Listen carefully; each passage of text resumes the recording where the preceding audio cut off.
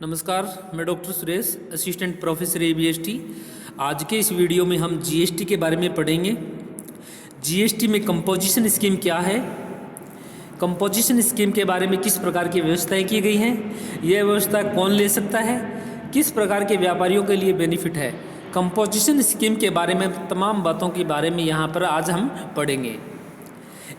एक ऐसी व्यवस्था जिसमें व्यवसाय करने वालों को टैक्स व्यवस्था से राहत देने के लिए, उनकी मुश्किलों को आसान करने के लिए यह व्यवस्था लाई गई है। इस व्यवस्था में टैक्स का एक फिक्स रेट और एक मुश्त टैक्स का पेमेंट होता है। 3 मंथ से एक बार रिटर्न भरनी होती है। कंपोजिशन स्कीम कौन ले सकता है? GST में टैक्स की तमाम जटिलताओं को राहत देने के लिए गवर्नमेंट ने छोटे व्यापारियों के लिए कंपोजिशन स्कीम अपनाने का एक विकल्प दिया है। छोटे व्यापारी जिनका टर्नओवर 1,50,00,000 रुपये है, वह GST की कंपोजिशन स्कीम का बेनिफिट ले सकते हैं। पूर्वोत्तर राज्यों में यह सीमा 75 लाख रुपये तक रखी गई है।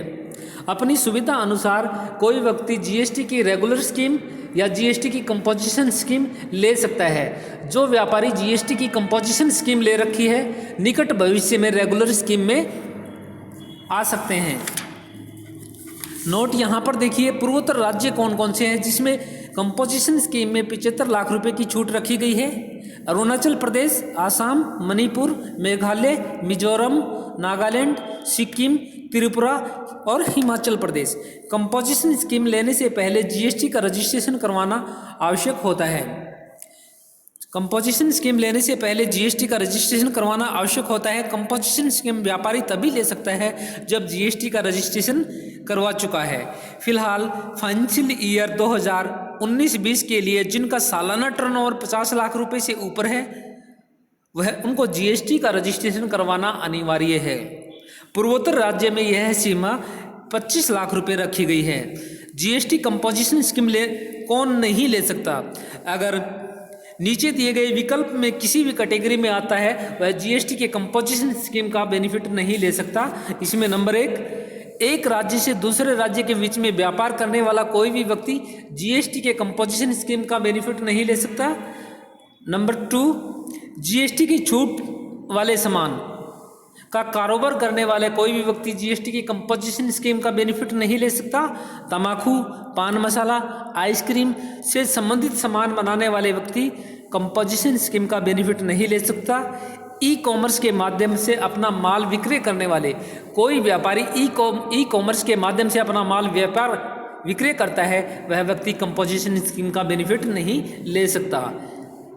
कैजुअल टैक्सेबल पर्सन, जो व्यक्ति कुछ समय के लिए किसी स्थान पर रहकर अपना व्यापार करते हैं, ऐसा व्यापारी कंपोजिशन स्कीम का बेनिफिट नहीं ले सकता।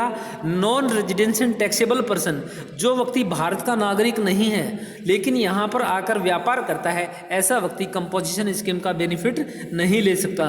GST कंपोजिशन स्कीम के क्या बेनिफिट हैं? GST कंपोजिशन स्कीम अपनाने वाले व्यापारियों को निम्नलिखित बेनिफिट प्राप्त होते हैं। नंबर 1, 3 मंथ में सिर्फ एक रिटर्न भरने का बेनिफिट।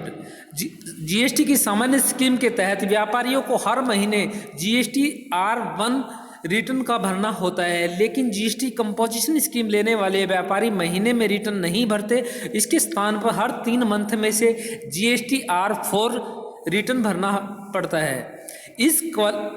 इस क्वार्टरली रिटर्न में उन्हें हर तिमाही से होने वाले कुल लेन देन, कुल आय का पर कुल देनदारियों पर टैक्स जमा करवाना होता है। इनकी जानकारी होती है। रसीदों को अपलोड नहीं करना।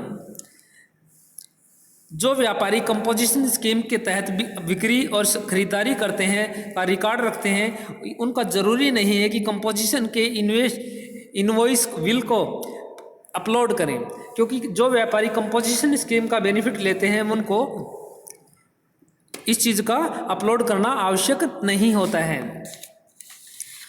हर महीने GST 1 में अपनी सभी विक्रय और सेल्स का डिटेल देना इनवॉइस अपलोड करना होता है। सामान्य टैक्स अपेयर को एक मुश्त टैक्स और निश्चित रेट। कंपोजिशन स्कीम लेने वाले व्यापारियों को टैक्स का रिटर्न एक मुश्त एक मुश्त और निश्चित रेट से देना होता है। वहाँ पर अलग अलग टैक्स की रेटें नहीं होती, अर्थात फिक्स रेट से टैक्स का बेनिफिट दे होता है। यहाँ पर एक डायग्राम से टैक्स जीएसटी के बारे में बताया है कि जीएसटी से क्या क्या बेनिफिट है, ये देख लीजिए। जीएसटी कंपोजिशन स्कीम के क्या नुकसान है। जीएसटी कंपोजिशन स्कीम से व्यवहारिक रूप से कुछ फायदे हैं, इसमें आर्थिक रूप से कुछ नुकसान भी हैं। खरीदारियों को इनपुट टैक्स क्रेडिट नहीं करने का फायदा नहीं मिल सकता। नंबर 2, बिक्री पर जीएसटी नहीं वसूल सकते। यहाँ पर देखिए कंपोजिशन स्कीम का सबसे बड़ा जो नेगेटिव नुकसान है वो ये है, अगर आप जीएसटी कंपोजिशन स्कीम के तहत खुद का रजिस्ट्रेशन कराते हैं तो आपके पास किसी सेवा या बिक्री पर जीएसटी वसूल करने का अधिकार नहीं होता। कंपोजिशन डीलर होने के कारण आप कंपोजिशन टैक्स भी नहीं वसूल सकते। एग्जाम्पल के रूप में देखिए, आप एक रेस्टोरेंट के संचालक हैं, अपने कारोबार में जीएसटी कंपोजिशन स्कीम के तहत रजिस्ट्रेशन करवा चुके हैं। अब आप किसी ग्राहक को सर्विस देते हैं तो आपका बिल बनता है एग्जाम्पल के तौर पे 200 रुपये। कंपोजिशन स्कीम होने के कारण आप न तो इस पर जीएसटी वसूल सकते और न ही अन्य प्रकार का कोई टैक्स वसूल कर सकते हैं। आप ग्राहक से केवल 200 रुपये वसूल सकते हैं और इसी बिल में अन्य प्रकार के टैक्स शामिल होते हैं। इसके विपरीत नॉर्मल जीएसटी रजिस्ट्रेशन रेस्टोरेंट का संचालक है, वे अपने ग्राहक से बिल के रूप में 12% नॉन एसी और 18% विद एसी जीएसटी वसूल सकते हैं। दूसरे राज्यों को माल नहीं भेज सकते। कंपोजिशन स्कीम लेने वाला व्यापारी अपने राज्य से दूसरे राज्य में माल को विक्रय नहीं कर सकता।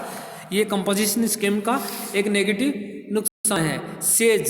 सेज में माल की सप्लाई नहीं कर सकते। कंपोजिशन स्कीम लेने वाला व्यापारी सेज में अपने बिजनेस यूनिट में अपने माल की सप्लाई नहीं कर सकता, क्योंकि वह सिस्टम में सेज में की जाने वाली सप्लाई को इंटरस्टेट सप्लाई के में रखा गया है। नॉर्मल जीएसटी रजिस्ट्रेशन स्कीम वाले व्यापारी सेज में माल को सप्लाई कर सकते हैं।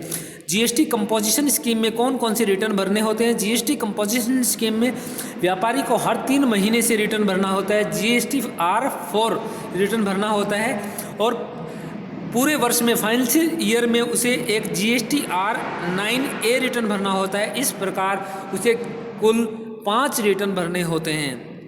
तिमाही के बाद होने वाले हर महीने की 18 तारीख में 3 महीने से कंप्लीट होने के अगले महीने की 18 तारीख को जीएसटी रिटर्न भरने की लास्ट डेट होती है। ये इस प्रकार है। फर्स्ट क्वार्टर में अप्रैल, मई, जून की 18 जुलाई, अगस्त, सितंबर की 18 अक्टूबर, नवंबर, दिसंबर की 18 जनवरी और जनवरी, फरवरी, मार्च की 18 अप्रैल रिटर्न भरने की लास्ट डेट होती है। हर फाइनेंशियल ईयर में के बाद अपने उसको साल में कुल बिक्री की जीएसटी के बारे में डिटेल देनी होती है। GST-R9A रिटर्न भरना होगा। इसमें यह रिटर्न अगले फाइनेंशियल ईयर के 31 दिसंबर से तक भरना अनिवार्य होता है। कंपोजिशन रजिस्ट्रेशन करवाने के लिए जीएसटी पोर्टल पर जाकर CMP-01 फॉर्म भरना पड़ता है। कंपोजिशन स्कीम को अलग से कोई विकल्प है तो आप चाहे तो कंपोजिशन स्कीम छोड़ सकते हैं। इसके लिए पोर्टल पर जाकर GST CMP-04 फॉर्म भरिए और आप इस विकल्प को GST कंपोजिशन स्कीम के विकल्प को छोड़ सकते हैं। वित्तीय वर्ष टर्नओवर की सीमा 1.5 करोड़ व पूर्वोत्तर राज्य में 75 लाख रुपए पार हो जाती है तो इस सीमा से जैसे ही पार होती है, यानी 1.5 करोड़ से जैसे ही अधिक होता है या पूर्वोत्तर राज्य में 75 लाख रुपए से जैसे ही अधिक होता है तो इसकी सूचना 7 दिन के अंदर कंपोजिशन स्कीम हटाने की एप्लीकेशन देनी होगी और उसको प्रोसेस में जाकर GST CMP-04 फॉर्म भरना होता है और इस दौरान उसके पास जो स्टॉक है उस स्टॉक की सूचना GST ITC-01 के माध्यम से अपलोड करनी होती है। इन सभी को सही तरीके से पढ़िए। इसमें आपको जो भी सूचनाएं दी गई हैं जीएसटी कंपोजिशन स्कीम की उनके बारे में बता दिया गया है डिटेल से। अगर किसी स्टूडेंट को समझने में कोई परेशानी है तो मेरे व्हाट्सएप नंबर पे मेरे से संपर्क कर सकता है। और आप इनको कंपोजिशन स्कीम को अच्छी तरीके से पढ़िए, क्योंकि प्रैक्टिकल जो क्वेश्चन आएंगे वो कंपोजिशन स्कीम से रिलेटेड क्वेश्चन बनते हैं। और कंपोजिशन स्कीम से रिलेटेड जब क्वेश्चन बनेगा तो आप ये हमने जो नियम पढ़े हैं इन नियम के आधार पर ही हम प्रैक्टिकल क्वेश्चन कर पाएंगे, अदरवाइज हम प्रैक्टिकल क्वेश्चन नहीं कर पाएंगे। तो आप लोग ध्यान दें, कंपोजिशन स्कीम से संबंधित जो भी नियम बताए गए हैं उन नियमों को सही तरीके से पढ़िए ताकि हम प्रैक्टिकल क्वेश्चन करने में हमें आसानी हो। Thank you.